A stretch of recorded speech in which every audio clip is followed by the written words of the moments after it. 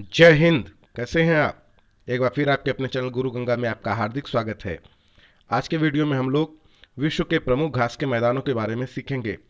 इस पे आधारित यह टेस्ट सीरीज है, प्रैक्टिस सेट है, तो ये बहुत इंपॉर्टेंट है। इससे संबंधित प्रश्न बहुत सारी प्रतियोगी परीक्षाओं में पूछे जाते हैं, चाहे वो यूपीएससी की परीक्षा, यूपीपीएससी की परीक्षा, यूपी ट्रिपल एससी की परीक्षा हो, आरओ की परीक्षा हो, बीईओ की परीक्षा हो या टेट सुपर टेट की परीक्षाएं हो। इसके अलावा बहुत सारे इंपॉर्टेंट प्रतियोगी परीक्षाओं में भी, जहां पर भी भूगोल से संबंधित प्रश्न पूछे जाएंगे, घास के मैदान का टॉपिक बहुत इंपॉर्टेंट होता है। तो आप इस पे आधारित ये टेस्ट सीरीज हल करें ताकि आपकी तैयारी बढ़िया से हो सके। तो आइए शुरू करते हैं आज की इंपॉर्टेंट कक्षा। तो चलिए सबसे पहले पहला प्रश्न देखते हैं। प्रश्न को हल करेंगे तो 1-2 सेकंड का समय आपको भी मिलेगा ताकि आप भी उत्तर देने का प्रयास कर सकें, आपको भी पता लग जाए कि आपकी तैयारी कितनी हो चुकी है और कहाँ बाकी रह गया है जिस पे आपको ध्यान देने की ज़रूरत है। तो पहला प्रश्न देखते हैं। कनाडा के मध्य अक्षांशीय घास के मैदान कहलाते हैं। पहला ऑप्शन है प्रेरी, बी कहता है पंपास, सी कहता है स्टेपी, डी कहता है डाउन्स। तो कनाडा के मध्य अक्षांशीय घास के मैदान को क्या कहते हैं वो बताना है आपको, बताएं। जी, प्रेरी। ऑस्ट्रेलिया में पाए जाने वाले शीतोष्ण कटिबंधीय घास के मैदान को क्या कहा जाता है? ए सवाना, बी पंपास, सी कैंटरबरी, डी डाउन्स। डाउन्स बिल्कुल सही उत्तर है। अर्जेंटीना में पाए जाने वाले शीतोष्ण कटिबंधीय घास के मैदान को क्या कहा जाता है? A veld, B downs, C pampas, D Canterbury. तो सही उत्तर बताएं। पंपास बिल्कुल सही है।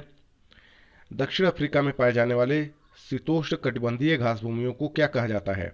A veld, B Canterbury, C Downs, D pampas.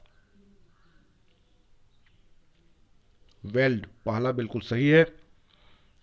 आगे चलते हैं। उत्तरी अमेरिका तथा उत्तरी यूरेशिया के आर्कटिक वृत्त क्षेत्र में पड़ने वाले वृक्ष विहीन घास के मैदान को क्या कहा जाता है? ए सवाना, बी स्टेपी, सी टुंड्रा, डी प्रेयरी। तो बताएं।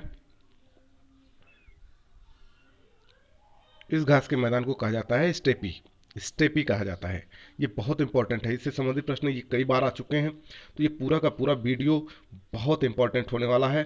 तो आप इसको अंत तक जरूर देखेंगे, ठीक है। 1-2 बार आप प्रैक्टिस सेट कॉल करेंगे तो आसानी से चीज़ें समझ में आ जाएंगी।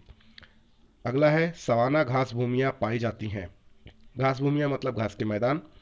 सवाना घास के मैदान या सवाना घास की भूमियाँ कहाँ पाई जाती हैं वो बताना है आपको। ए मध्य एशिया में, बी उत्तरी अमेरिका में, सी उत्तरी मध्य अफ्रीका में, डी कहता है ऑस्ट्रेलिया में। तो बताइए। सवाना घास भूमियाँ जो होती हैं वो उत्तरी मध्य अफ्रीका में पाई जाती हैं, ठीक है। पैडंग है, पैडंग क्या है वो बताना है आपको। अमेजन की सहायक नदी। बी कहता है ऑस्ट्रेलिया की एक झील है। सी कहता है स्थानांतरणशील कृषि पद्धति है। डी कहता है दक्षिण पूर्वी एशियाई उष्णकटिबंधीय घास भूमि है। तो पैडंग क्या है बताएं। जी, दक्षिण पूर्वी एशियाई उष्णकटिबंधीय घास भूमि है पैडंग, ठीक है। आगे चलते हैं। पटाना नामक उष्णकटिबंधीय घास के मैदान निम्न में से किस देश में पाए जाते हैं? पटाना उष्णकटिबंधीय घास के मैदान किस देश में पाए जाते हैं बताना है आपको। ए कहता है ब्राजील, बी कहता है इंडोनेशिया, सी कहता है श्रीलंका और डी कहता है हंगरी।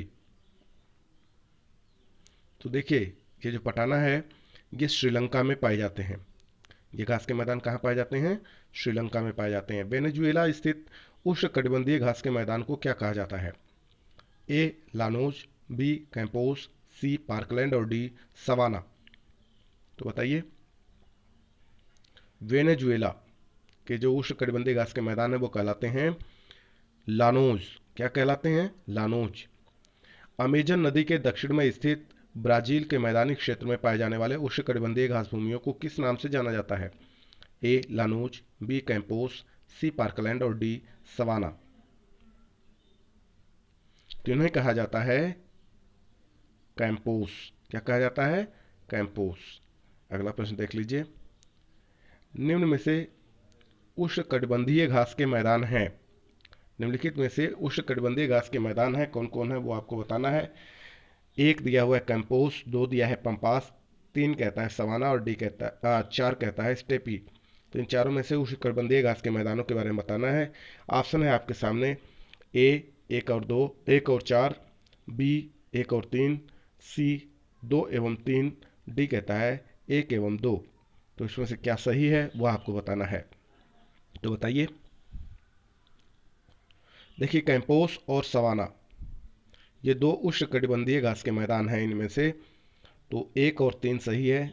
1 और 3 का ऑप्शन आपको मिलता है बी में। इसका मतलब ये बी ऑप्शन बिल्कुल सही है इस प्रश्न के लिए। निम्नलिखित में से कौन उष्णकटिबंधीय घास भूमि है? आपको बताना है कौन उष्णकटिबंधीय घास के मैदान है इनमें से जो दिया हुआ है। ए कहता है लानोज, बी कहता है वेल्ड, सी कहता है प्रेरी और डी कहता है स्टेपी। तो इनमें से लानोज या उष्णकटिबंधीय घास भूमि है। निम्नलिखित में से कौन शीतोष्ण कटिबंधीय घास भूमि है? ए सवाना, बी कैंपोस, सी वेल्ड और डी लानोज। तो बताएं कौन शीतोष्ण कटिबंधीय घास भूमि है? वेल्ड बिल्कुल सही उत्तर है। वेल्ड शीतोष्ण कटिबंधीय घास भूमि है। आगे चलते हैं। वेल्ड किस प्रकार की घास भूमि के अंतर्गत शामिल की जाती है? ए शीतोष्ण कटिबंधीय, बी टुंड्रा, सी अयनवर्तीय और डी कहता है उष्ण कटिबंधीय। देखिए ऊपर वाले से संबंधित ही है पूरा पूरा क्वेश्चन, केवल प्रकृति को बदल दिया है। तो इस तरह से बदल बदल के भी प्रश्न आते हैं, आप इसे ध्यान से देखेंगे। बताएं वेल्ड कैसी है? शीतोष्ण कटिबंधीय, अभी ऊपर आपने देखा है ना। तो ए ऑप्शन बिल्कुल सही है। अब चलते हैं अगले प्रश्न की ओर। 15वां प्रश्न देखते हैं क्या कहता है। पंपास एवं स्टेपी निम्नलिखित में से किस श्रेणी में आते हैं? ए उच्च अक्षांशीय घास भूमि, बी मध्य अक्षांशीय घास भूमि, सी निम्न अक्षांशीय घास भूमि, डी कहता है इनमें से कोई नहीं। तो बताइए। पंपास एवं स्टेपी मध्य अक्षांशीय घास भूमि के अंतर्गत आते हैं, श्रेणी में आते हैं ना। दूसरा सही है। सुमेलित नहीं है, आपको बताना है कौन सा इसमें सुमेलित नहीं है। एक तरफ देश का नाम है, दूसरी तरफ घास के मैदान है। तो ए कहता है दक्षिण अफ्रीका का संबंध वेल्ड के घास मैदानों से है, बी कहता है अर्जेंटीना में पंपास पाए जाते हैं, सी कहता है ऑस्ट्रेलिया का डाउन्स और डी कहता है ब्राजील का लानोस। तो आपको बताना है कौन सा 3 सुमेलित तो है पर एक सुमेलित नहीं है, वो कौन सा है उसी को बताना है। तो दक्षिण अफ्रीका वेल्ड सही है, अर्जेंटीना पंपास ये भी सही है, ऑस्ट्रेलिया डाउन्स ये भी सही है, ब्राजील का लानोस के साथ संबंध नहीं है, यानी यह सुमेलित नहीं है। 16 के लिए यही सही उत्तर होगा, डी ऑप्शन। अगला भी उसी प्रकृति का है। इस तरह के बहुत सारे प्रश्न दिए जाते हैं, प्रकृति ऐसी दी जाती है, तो आप इसको ध्यान से देखेंगे। ए कहता है कैंटरबरी न्यूजीलैंड, बी कहता है वेल्ट यानी घास के मैदानों का नाम पहले दिया हुआ है और देश का नाम बाद में, वेल्ट दक्षिण अफ्रीका, सी कहता है पार्कलैंड ब्राजील और डी कहता है लानोज वेनेजुएला। तो आप बताइए कौन सा सुमेलित नहीं है। तो देखिए कैंटरबरी न्यूजीलैंड सही है, वेल्ड दक्षिण अफ्रीका भी सही है, लानोज वेनेजुएला भी सही है, पार्कलैंड ब्राजील जो है यह सुमेलित नहीं है। इस प्रश्न का यही सही उत्तर है। आगे देखते हैं। सही सुमेलित है, अब तक सुमेलित नहीं है पूछा गया था, ध्यान दीजिएगा। इस बार पूछा जा रहा है कौन सा सुमेलित है। एक तरफ घास के मैदान है, दूसरी तरफ देश का नाम है। ए कहता है डाउन्स ऑस्ट्रेलिया, बी कहता है कैंपास ब्राजील, सी कहता है पार्कलैंड अफ्रीका और डी कहता है उपयुक्त सभी। तो आप देखिए कौन सुमेलित है या कौन सा सुमेलित है ना। देखिए डाउन्स ऑस्ट्रेलिया बिल्कुल सही है, कैंपास ब्राजील ये भी सही है, पार्कलैंड अफ्रीका ये भी सही है। मतलब ये हुआ कि उपर्युक्त सभी सही है ना, डी ऑप्शन बिल्कुल सही है 18 के लिए। विश्व के कुल भूभाग के लगभग कितने भाग पर घास भूमियों का विस्तार पाया जाता है? ए कहता है 1/5 भाग पर, बी कहता है 1/7 भाग पर, सी कहता है 1/8 भाग पर, डी कहता है 1/12 भाग पर। तो आप बताएं। विश्व के कुल भूभाग के लगभग 1/5 भाग पर घास के मैदानों का घास भूमियों का विस्तार पाया जाता है। ठीक है, अगले प्रश्न की ओर चलते हैं। सुमेलित करना है, एक तरफ घास भूमियाँ दी हुई हैं, दूसरी तरफ उनकी अवस्थिति दी हुई है, मतलब घास के मैदान है और दूसरी तरफ वह देश है वह क्षेत्र है जहाँ पर ये घास के मैदान पाए जाते हैं, आपको मैचिंग कराना है। पंपास, उसके सामने लिखा है उत्तरी एशिया। डाउन्स, उसके सामने लिखा है ऑस्ट्रेलिया। स्टेपी, उसके सामने अर्जेंटीना। और प्रेरी, उसके सामने उत्तरी अमेरिका। तो आपको मैचिंग कराना है, आप मैचिंग कराएं। तो देखिए पंपास का संबंध किससे होगा, आप ध्यान से देखते जाएं। पंपास अर्जेंटीना है ना। फिर डाउन्स का ऑस्ट्रेलिया, बिल्कुल सही है। स्टेपी का उत्तरी एशिया, बिल्कुल सही है। और प्रेरी का उत्तरी अमेरिका, बिल्कुल सही है। तो क्या हो गया ये ऑप्शन, 3 2 1 4, 3 2 1 4 किस में है, बी। बी ऑप्शन बिल्कुल सही है। ठीक है, चलते हैं। इस तरह के प्रश्न बहुत सारे पूछे जाते हैं, है ना, सुमेलित करने के लिए ऐसे कॉलम टाइप के प्रश्न, जहाँ पे आपको इस तरीके से 4 5 घास के मैदान और 4 5 देशों के नाम दे देते हैं और इस तरह से आपको मैच कराना होता है। देखिए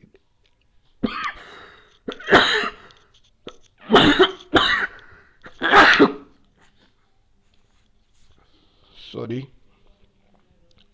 एक और प्रश्न आ गया आपका उसी प्रकृति का। तो देखिए एक तरफ घास के मैदान दिए हुए हैं और दूसरी तरफ उनकी अवस्थिति दी हुई है, तो आप बताएंगे। ए कहता है वेल्ड, उसके सामने है अफ्रीका। बी कहता है कैंटरबरी, उसके सामने है न्यूजीलैंड।